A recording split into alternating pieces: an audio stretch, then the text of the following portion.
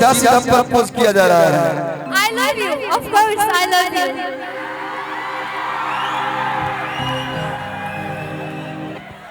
हमर मेहरारू देखिए तो का कही कि अंडा फुटल तोहार ऑमलेट भइल बा,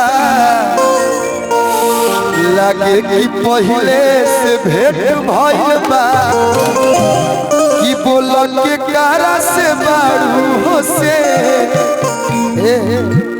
जवानी चॉकलेट भइल बा।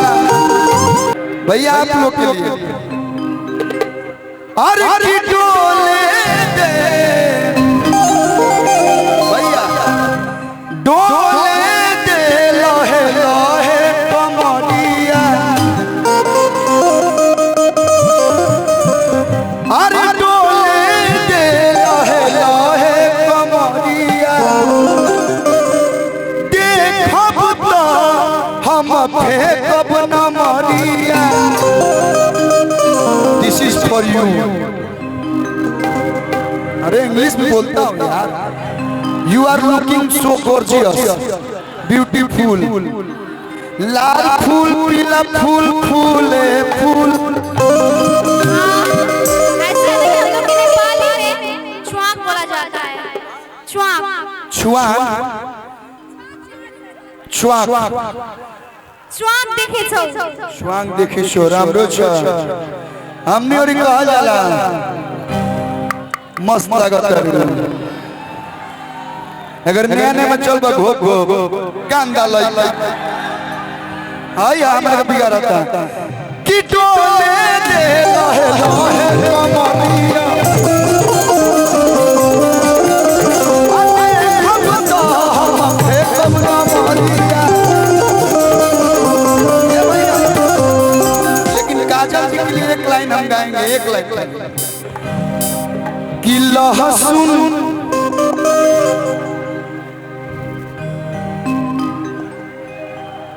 आपके लिए कि लहसुन मिर्चा के चटनी,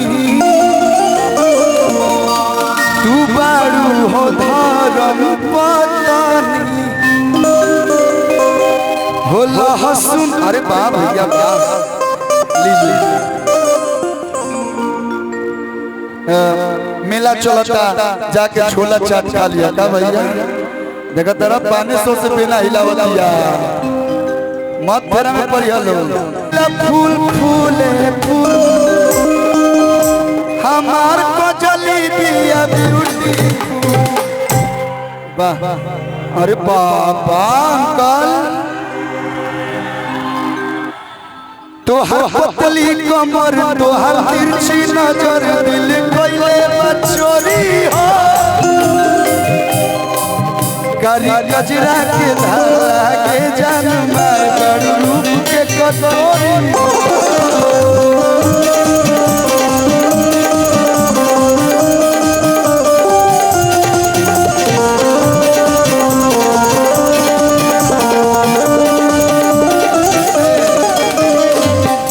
हम बहुत बिगड़ के बहुत सुधर, हम कभी बिगड़े ही नहीं थे ना हम बिगड़ पाएंगे, लेकिन आप लोग ऐसे करिएगा तो हम बिगड़ सकते हैं।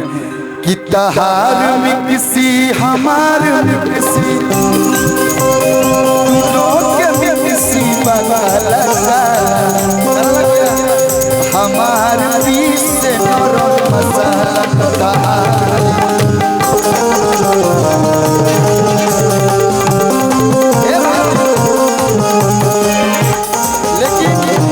हम गाना लगे कि वेट करते हैं आप लोग के लिए एक सॉन्ग। अंडा तहार ऑमलेट भइल बा, ए हो अंडा अंडा तोहार ऑमलेट भइल बा,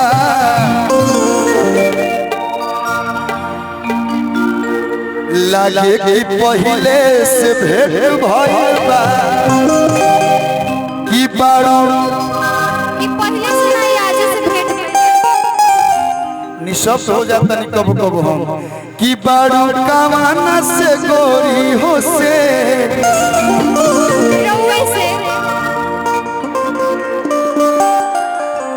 सीधा सीधा प्रपोज किया जा रहा है। I love you. Of course, I love you.